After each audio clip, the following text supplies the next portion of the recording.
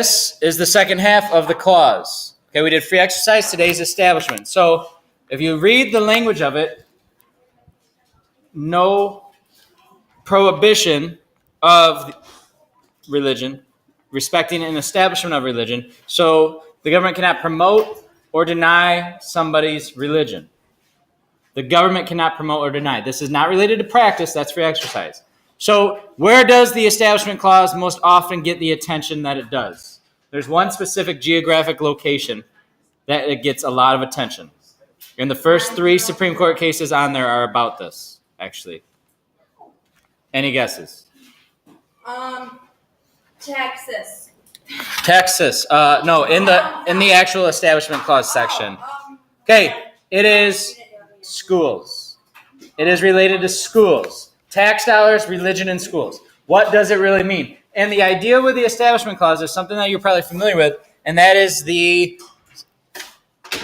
separation of church and state. Is that a real thing? Yes. No. That is not a real thing. And there are a lot of examples that I'll try to give you to explain the difference, but it's not a real thing. There is no separation of church and state. So, how does that fit? This is our first one. Lemon versus Kurtzman. Okay, so what is the difference between Owasso Public Schools and St. Paul Schools? What's the difference? We're public. So, we have different rules. We are the government. This, though, is something completely different. With St. Paul, they can do what they want. It's a private school. They can do their own thing. So what was happening here is a private school was receiving money to pay teachers' salaries. Even though that they were teaching in a private school, they were teaching, let's say, math, okay, in St. Paul. Should the government be able to give tax dollars to St. Paul so St. Paul can pay for their math teachers? No. This is that they wanted money to pay their teachers even though they were private? Yes, this was a private school that could benefit from getting tax dollars to pay for their teachers. And what they ruled here was, and this is a consistency thing, this is one of this is your last test actually for the Supreme Court, dealing with the Establishment Clause, they developed the Lemon test. Lemon is the name of the case, this is the test. So there are 3 pieces to it, okay, 3 pieces. It has to have a secular purpose. What does that mean? Non-religious. So the law has to, if they develop a law, in this case it's a policy, the policy, the law, whatever, has to have a legitimate non-religious purpose. Okay? Then this cannot happen. It cannot primarily promote or inhibit a religion. So it can't advance or inhibit. Then finally, an excessive entanglement of government and religion. So looking at this one, this is the test that they use now for the Establishment Clause. Which of these 3 prongs do you think this policy violated? Did it have a non-religious purpose, this law? Yeah, I think it did. I mean, it was about teaching math or, other non-religious subjects at St. Paul or a private school. It wasn't actually St. Paul. Does it have the primary effect of either advancing or inhibiting a religion? Maybe, but it'd be kind of hard to argue that was the primary effect. But is it a entanglement of government and religion? You're paying the salaries of religious people. That is an entanglement. So in this case, they ruled that policy was unconstitutional. Okay, now the next one's another school. All right, Engel versus Vitale. This is where it can start to get kind of tricky about what schools can and cannot do. Okay, so in this case, there was an opportunity at the beginning of class where a teacher said, all right, guys, here's your time for meditation. Go use it how you want.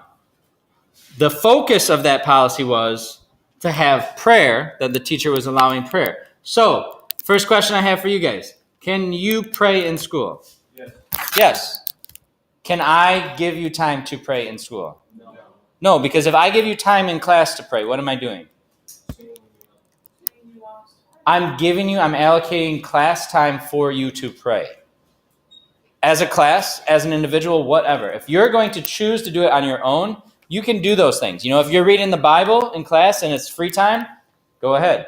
If you're reading any book in class and it's not free time, you can get yelled at for it. So it's not a matter of what you're doing. It's more of the when that's important here. So in this case, if I set aside time for you to pray, to meditate, that is a violation of the Constitution and the First Amendment. I'm a government employee, so what I do there, it would be a violation. Now, we talk about it, and we're dealing with government, but do you learn about religion in schools? Where? What class? English and history, right? I mean, you have to learn about Islam and Judaism and Christianity and Hinduism, really, to learn about world conflict. You have to. That is why you're learning about them. You're not being taught what to believe. You're being taught about the religion. And those are two completely different things. Can I have a poster in here of the Ten Commandments? Yes, I could. Can Mr. Wilson have a poster of the Ten Commandments? Well, yes. I mean, I teach history. I teach government, right? it would be normal for you to do it, but it would be very strange for me to Yeah. have it up there. There would be no educational reason for a math teacher to have the Ten Commandments. For me, it's pretty appropriate. That's just kind of, how it would go. So that is how this follows. Now, the next case is still schools, and it's a little bit different. Okay, it's about release time. So let's say that you guys wanted to have a school prayer. Could you organize a school prayer for the whole student body, a group of students, whatever? Like Yes. a song? No, I'm saying like go in the Commons and pray. Could you do that? I want to say no, but Most of you are shaking your heads. We got some no's. I don't know. Based on what I just said about Engel versus Vitale, the answer is yes, you can. But on our time. But it has to be on your own time.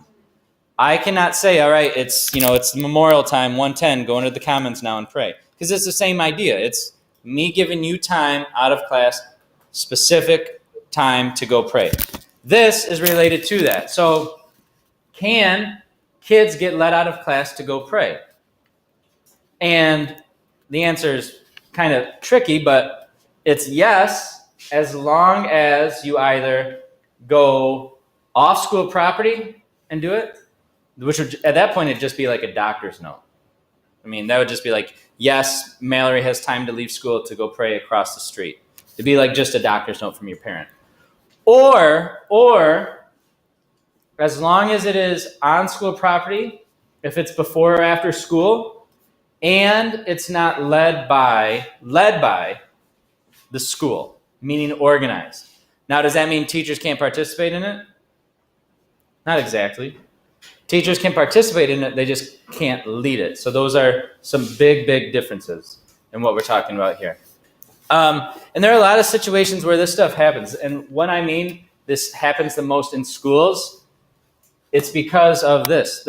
Actually, Santa Fe, the school in Texas that had a shooting last year, that was a school where what they would do is they would read the Lord's Prayer over the PA before like football games and stuff. What is the PA, the speaker system? It's the public, meaning it's the school promoting it by offering it up to an individual. In that situation, then, it's unconstitutional for the school to allow a student to do that. Football teams, I don't know, do you guys pray before a game? Do you guys do it yourselves? We all do it together in the locker room. I'm in the middle of something. What? We all do it in the locker room together. Okay, now if it was, all right, coach comes in and says, okay guys, gather around, it's time to pray. Does that follow the lemon test? Would that be allowed? No, that would be an entanglement. It would be a promotion by a school employee. Now, when does that become an issue? I'm telling you that, right, flat out, if the Supreme Court, if I'm a coach, I coach sports, if I ask my team to pray, if it went to the Supreme Court, I can flat out tell you that they would tell me it's unconstitutional, I can't do that anymore. Right. When does it become a problem? Whenever you have someone on the team who is of the same religion. When somebody on the team, and regardless of religion, when someone on the team has a problem with it. There was a high school football coach this fall that got fired because the superintendent told him, you can't pray anymore. You can't pray before the football game. And he kept doing it. So the superintendent fired him. So This is an ongoing thing where it's not a matter of praying or not. It's a matter of who is sponsoring the prayer, who is leading the prayer, and stuff like that. Okay, two more that are Establishment Clause, but away from the schools, and they both deal with the same idea, I guess, and it is Christmas. I want you to think about Christmas because there's something specific about Christmas that is true in our country. What type of a holiday is Christmas in our country? A what? It's a religious holiday, right? It's a religious holiday. It's a national holiday. I mean, it's a recognized national holiday.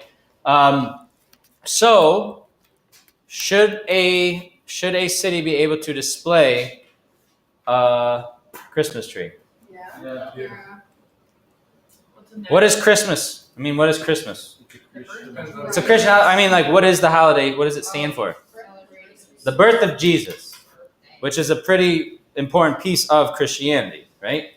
The birth of Jesus kind of is like the start of it. Yeah, I get that. So the Christmas tree represents the holiday of Christmas, kind of in its own way. So in this case, they had a nativity scene in a local shopping area that was, like a public shopping area where people would lease out and sell or whatever. They had a nativity scene. Was this a violation? They used the lemon test, and look at the years because this is important. They used the lemon test, and they said that it was a local shopping area.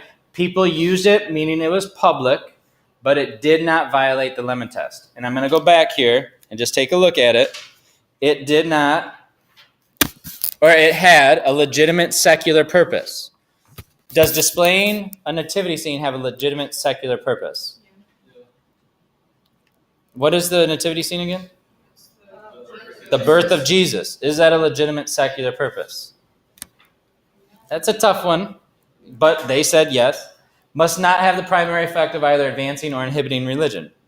It's a Christmas tree. No, that was a nativity scene. Oh, okay. And then must not result in an excessive entanglement of religion and government. That one, it's just there. It's not really an entanglement of government and religion there. So in that situation anyway, they allowed it. Now, same idea, pretty close in time, different city. It is not just a nativity scene. It is also a Christmas tree and a menorah for Hanukkah. Now, in this situation, it was a little different because of where it was. It was right outside of this with Pittsburgh's courthouse. So what is the courthouse compared to the shopping center? Which one do you think is a better representation of government? The courthouse. So there, what they took was the menorah, the Christmas tree, and the nativity scene. But as it went through, they sort of dropped the Christmas tree because they realized that isn't as connected to advancing the Christian religion as a nativity scene, and it's not as connected to advancing the Jewish religion as a menorah. So, a little bit there. So wait, it was unconstitutional because of the activity scene? The three displays were a menorah in Pittsburgh, a Christmas tree, and a nativity scene. All three were challenged, saying that it violated the Establishment Clause for this county to do it. And they ended up dropping the Christmas tree out of the lawsuit, said it wasn't that big of a deal. Then it went to the court, and they found that the menorah was not a violation, that displaying that was not a violation, but the nativity scene was. So now compare that to what we just talked about. The same exact lemon test was used. In this situation, they said the nativity scene was unconstitutional if it's displayed in a courthouse. The other one said that it was constitutional if it was displayed just in a public shopping area. So there is a bit of a difference in it being displayed at the specific courthouse, but this, like with your history, this is related to a Jewish holiday of Hanukkah with oil and candles. The nativity scene, a Christian holiday, the birth of Jesus. So the same exact lemon test. Remember, what is the point of having tests for the Supreme Court when it comes to these amendments? What does the Supreme Court want by using the same test? They want accuracy. They want it to be, consistent. Within a few years, it's a very, very similar case. And one ruled that the nativity scene was okay. The other ruled that it was having that displayed was a violation. What? It's because it was by a court. This one was in the courthouse. So what they kind of focused on was, like in the Lemon test, that does it promote a religion? Well, by displaying a nativity scene, I mean, you are kind of advertising the main foundation of your religion. So in that way, that was kind of where that one went. Okay, so how does this rule work when we have like $100 bills or in our, I think it's in our Pledge of Allegiance, one nation under God, like. So the One Nation Under God one, I don't know how many of you know this, but the One Nation Under God thing, why was that introduced in our pledge? It had a legitimate purpose, but how did that? It was because they didn't like communist Russia, and communist Russia did not believe in God. So how do you differentiate yourself from that? In the pledge to the country, you add under God. So it was more of a distinction between the U.S. and Soviet Union than it was like an actual religious piece. So, okay, let's go into the procedural amendments now, looking at due process. Okay, so what happens if you get arrested or you are accused of a crime? What are your protections there? So now it's the 4th Amendment, 5th Amendment, 6th, 7th, I guess, but then the 8th. So due process. Now, the 14th Amendment focuses on due process as well, forbids national and now the state, right? Because of the 14th Amendment, states cannot deny you of life, liberty, or property without due process of the law. Due process of the law is your court procedure. So the procedural side of that is where we're going to focus, which means we start up at the beginning. What amendment initiates the police investigation? Searches and seizures, the 4th Amendment. And that is Mapp versus Ohio. So the 4th Amendment, searches and seizures, they have to have a legitimate reason to search you. And if they don't, then they are not supposed to. And what did I say can happen if they find evidence illegally? It can't be used. Can't be used. All right, now, if you get pulled over, I've said this to you. If a police officer asks you, is it all right if I search your vehicle? What do you have the right to tell them? No, I'm sorry, I don't feel comfortable with that. That is okay. Now, let's say the police officer says then, well, gosh, that sounds fishy. I'm going to search your vehicle now. You need to get out. They can't because they're using your constitutional right against you and saying that that's evidence to search. So anything they found, now if they ask you to get out of the car, you get out of the car. But anything that if they found, like, let's say something in your bag you weren't supposed to have, whatever, it would be completely thrown out. That you maybe, whatever. It would be thrown out. So my mom owns my car, so technically I can't say they can't search my car because it's not mine. I mean, I guess it'd be like if you had a car or your own car or a bag that wasn't yours. I mean, they still would need a reason to search it. Yeah? So if they smell That'd be a reason. If they smell something in your vehicle, that'd be a reason for them to search. If you're fumbling around, acting crazy, that'd be a reason for them to search. Yep. And police officers are really good about that. If they think they have a reason, they're not going to ask you if they can search your car. They're going to just do it. Because if they ask and you happen to say no, then they're out of luck. If you say yes, then you've consented and it's not really that big of a deal. So if they don't ask, then I haven't given consent, so then they still get in trouble? If they have probable cause, though, I think you're asking if they smell marijuana in there or something. Jacob, is that what you mean? Yeah. Yeah, then it'd be a reason to search. So that'd be a reason to search. You're telling me even if nothing in my car smells weird, there's nothing going on, they could just say that they smelled something and that works? They could. Yeah. So what's the point of saying no then? Well, if they ask you, I mean, they're usually that happens toward teenagers, obviously, trying to catch you and saying that something's wrong. But most police officers are very careful and they do the job the right way by going through the steps the right way and recognizing, like you said, at the smell, the probable cause, and they don't try to abuse it. But if they do search your car and then find, and you said no, they can't, and then they find something when they give a warrant something, what are you gonna tell them? Well, it would follow this. All right, so this situation, Valerie Mapp was approached by police officers and said they wanted to search her house. There was a bombing fugitive in the area, and there was word that she was keeping the fugitive in their house. So they show up with a warrant, without a warrant, and she asks them, "Do you have a warrant?" They say no, and they leave. They come back a little later without a warrant still. She says, "No, you can't enter my house," and they come in anyway. They don't find the fugitive, but what they do find is a bunch of pornography. So the pornography in Ohio was illegal, okay?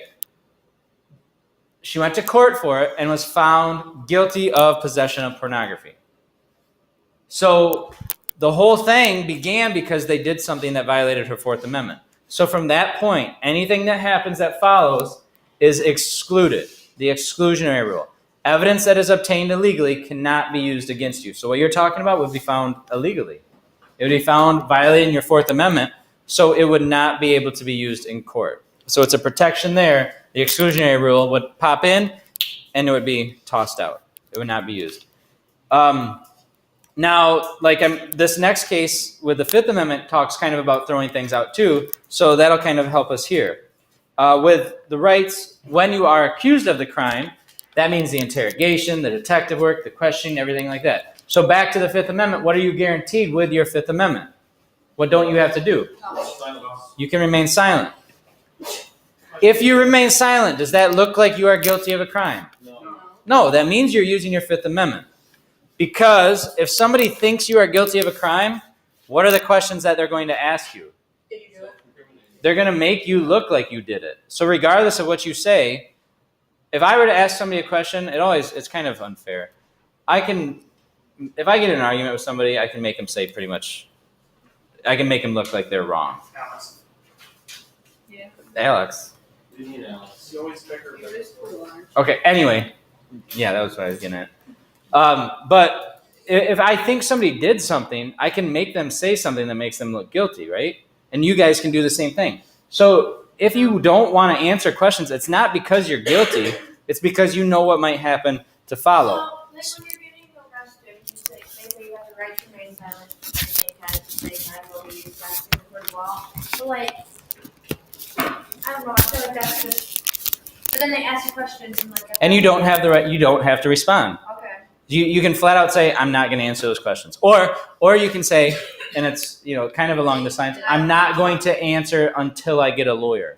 Those are both things that you can say because that's the idea with the Miranda warning. It's not that they will not ask you a question or they'll stop talking to you. It's that you need to know that if you do talk to us, we're going to take it to court and we're going to write everything down.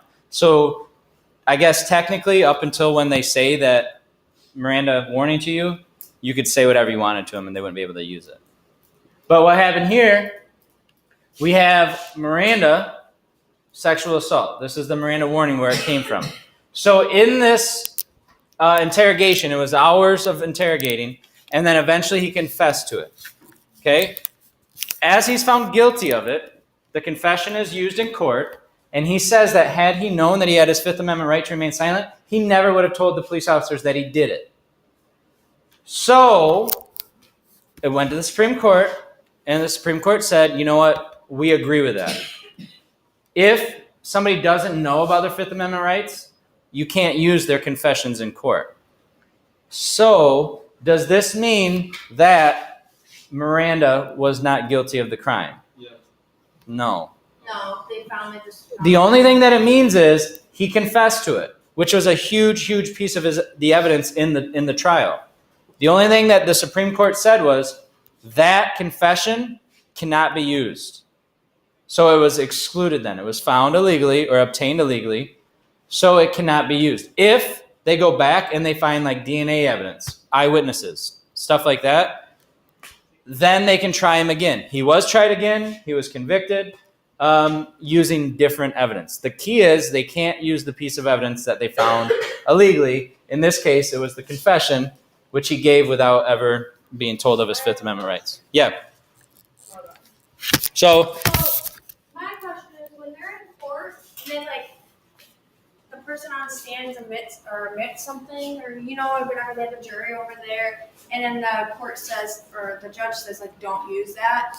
Yeah. If I was a jury member, I wouldn't like just forget Well, about it. Like I would use that in my Yes, answers. that's true. Like if somebody if they try to talk about this confession and then the judge says, jury, you must Like they could say like, get rid of that. well, earlier he confessed, but we can't use that. So Yeah, but then like they can't. They jury's gonna- They actually can't, because when they make the ruling, they're supposed to go through the testimony in the jury room. When they make their verdict, they're supposed to go through their ruling, okay? And in their ruling, they need to go by the pieces of evidence that's on the transcript. So if it's stricken from the record, it won't actually be a but I part would of just it. be like, And actually I mean, did it. that can happen, Stupid but reasons why. still. Okay, Sixth Amendment, we're almost done with the trial now. The Sixth Amendment is when the stuff goes down. It's the rights during the trial. Sixth Amendment, speedy in public, right to an attorney. You can obtain witnesses, even if they really don't want to testify on your behalf. You can force them to testify by getting a subpoena. So that's what we're talking about here. It's the rights during a trial. So, what? Subpoena? Yeah, subpoena is like an order that you would get from the courthouse that the police would come give you and say, Hunter, you got to go to court today because you have to testify on behalf of Mr. Hughes. So it's a legal obligation that you've got to go for it. And that's what this one is, obtain witnesses in his favor. But what if you don't want to? Yeah, that's what the subpoena's for. The subpoena forces you to legally. And if you don't go, it's a crime. You have to go. Oh, There's no getting around it. Like a jury duty? say I don't know that. Yeah, it's kind of like jury duty. I mean, it's the obligation that you have to go, except subpoenas are a little bit more serious in terms of the punishment for not going. All right, but the case here for us is Gideon. Yeah. So this is the Sixth Amendment one. He was arrested. What do attorneys take? I mean, if you want to get an attorney, what does that take? Money. So a lot of people who commit crimes, especially like robbery and theft, why is it that they steal? They don't have money. Yeah. So how are they able to defend themselves? It's in the Constitution, but is it really a constitutional right if the only way you can get it is if you have money? Which the only reason why you were there in the first place was because you don't have money. So a lot goes into that type of idea. And that's what happened with Gideon. The dude got arrested for robbery. I mean, he was an older guy. You can find pictures of him. He looks like an extremely frail, kind of on his own grandpa. So Wainwright or Gideon, sorry. Oh, he was. Oh. Yeah, and What was he got to prison and he wrote a letter talking about his case, saying, I knew I had the right to an attorney. I knew that it was my Sixth Amendment right, but I mean, come on, how can I use and exercise this right when I stole something to begin with? I stole from a store because I didn't have the money. Those kind of don't go together. So the court agreed. They said that, yeah, if somebody wants an attorney and they can't afford one, you have to be provided with one. So court-appointed attorneys come into play now. If you get arrested for a crime, that's a felony, you are offered an attorney based on Gideon versus Wainwright. But they're going to do crime. Yeah, a lot of the times by picking one, it's not. But lawyers are required to do their best no matter what. So, all right, last one. Last one for us, Eighth Amendment. This is the end. The Eighth Amendment applies to what real thing with cruel and unusual punishment? What gets the most attention? With the Eighth Amendment, what is the most serious punishment that people complain about? Death penalty. Is the death penalty a violation of the Eighth Amendment? No. And there are a few cases that deal with It it. depends. States still have the death penalty. So we know it hasn't been ruled unconstitutional. But in different ways, different pieces of it have been. So in the 1970s, no, it wasn't. What happened was it got a lot of attention because if you had, let's say, 10 white people who were accused or found guilty of first-degree murder and 10 black people who were found guilty of first-degree murder in a state where the possible punishment was death, what was happening is 10%, so in my case I gave you, one of the white guys would be sentenced to death out of the 10 who possibly could have been, and 5 of the black guys who could have been. It is, well, it was racist. I mean, that was the point. So when it was applied unevenly, it was unconstitutional. So what did that do for the death penalty for a long time? Like 10 years, really. What was every state kind of scared to do? Yeah, it stopped it. They were scared to use it because they weren't sure if they were being fair when they were applying it to each individual case. So now the percentages, if you looked at the percentages now of minorities who are sentenced to death compared to the percentage of white people who are sentenced to death, there's a lot more parity. It's a lot more across the board with percentages.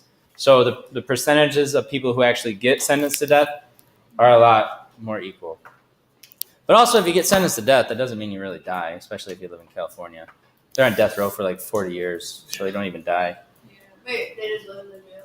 Yeah, they just live in the jail. Okay, now on to final piece here with final amendments that we haven't talked about really. Just kind of what should you have? You know, what is the priority? What is the preferred position? In schools, it's your safety, it's your security, it's your education. But what is often going to be how the Supreme Court looks at it? You know, when we talk about your rights in school, can we give you a search? Tell you what, if we give you a search, I have much, much lower of a standard to search you than Officer Wheeler does. If Officer Wheeler conducts a search, he is a police officer. He's got to follow the same rules that he would on the street. If I gave you a search, or it'd probably be Mr. Phillips, they just have to have a very, very low burden of proof, like an idea. So you look at suspicion. Like if you come out of the bathroom, and smoke follows you. Is that reasonable suspicion? Yeah. If I walk by you and it smells like cigarettes, is it reasonable suspicion to search you? No, No, why? because you could, like, your parents are. Could be your parents. It could be anything like that. But if I walk by and there's a cloud of smoke coming from the bathroom, you're the only one who's coming out, and I go in there, no one else is in there, there's now a reasonable suspicion. Whether it was you or not, there's a difference between how that happens. So what is the priority of the courts, right? I mean, the U.S. Patriot Act. What did that allow the government to do? And they still do a ton with the NSA and your privacy. Tap your phones, read your emails, Yeah. business records, transactions. So what is more important? National security? Is national security more important, or your Fourth Amendment? You know, whatever you want to say, that type of stuff. So that often can be a difficult scenario. Okay, we got 2 amendments left, or 2 cases. Last slide. 2, incorporation. Okay, what amendment allowed the Bill of Rights to be applied to the states? Logan, what amendment? What amendment allowed the Bill of Rights to be applied to the states? Yeah, 14th. Civil rights or Civil War. States cannot deny anybody of the Bill of Rights. What is the only way, though, that a state knows they have to follow a different amendment in the Bill of Rights? Who tells them they have to? Supreme Court. So if the Supreme Court hasn't made a ruling about it, like the Third Amendment, they never have to worry about it. Why is it that the Third Amendment has never been incorporated? We've never had a situation where a state or a city has made a law that said you have to quarter soldiers. If they did, what would the Supreme Court say? It's unconstitutional. All states now have to follow this. That's kind of how it works. So here's an issue. This is pretty important. DC versus Heller. This was a case where you were not allowed to own a gun, let's say it was just handguns, whatever, for personal enjoyment in DC. Okay, what do you think the Supreme Court said about that law? It was unconstitutional. What amendment did it violate? Second. So, if it is a personal firearm unrelated to a militia, you can still have the right to own it. So, use of a firearm unrelated to militia. So, for personal enjoyment, I guess, defense, even, mainly self-defense. That is okay, and DC's law was unconstitutional. Okay, now use your geography. What is DC? District of Columbia. In what state? It's not in a state. So does the 14th Amendment apply to Washington, D.C.? Good question. No. I know the 23rd does. Yeah. It doesn't, right? It doesn't, actually. Because, it said no state. So was this incorporated right here? Do all cities and states now have to be aware that they cannot make a law restricting gun ownership for uses, like restricting gun ownership to exclusive connections to militias? That's not incorporated yet because this is not a state. So we think of our transfer, Miranda versus Arizona. Arizona is a state. Matt versus Ohio. That's a state. It is. Texas versus Johnson. Texas is a state. Those are incorporated. Even the school ones, because it's local schools. So they're making a rule about a local school. That now is incorporated with the First Amendment. This one, though, wasn't. And it took this final case right here, and then we're done for the day. That is what it took. It took McDonald versus Chicago. Only a few years later, but now states and cities also have to follow the Second Amendment. And a law that restricts somebody's private use is unconstitutional. So it took a situation that was actually a part of a U.S. state, because D.C. isn't technically a part of the state, so it's like, trying to follow it word for word. Here is the incorporation. The Second Amendment in that scenario is now incorporated onto the states, and every city in the country and every state in the country has to follow the same interpretation of what the Second Amendment means. So, boom, states now have to follow it. Haha, state. Haha, states. Bye. Yeah, now the only one we've got left is the third. Well, I guess the main big one. Yeah, I'm still recording. Yeah, Say bye. bye. Loud. Bye. Bye, Clover. Bye. Who's Jill? Who's Joe? Who's Jill?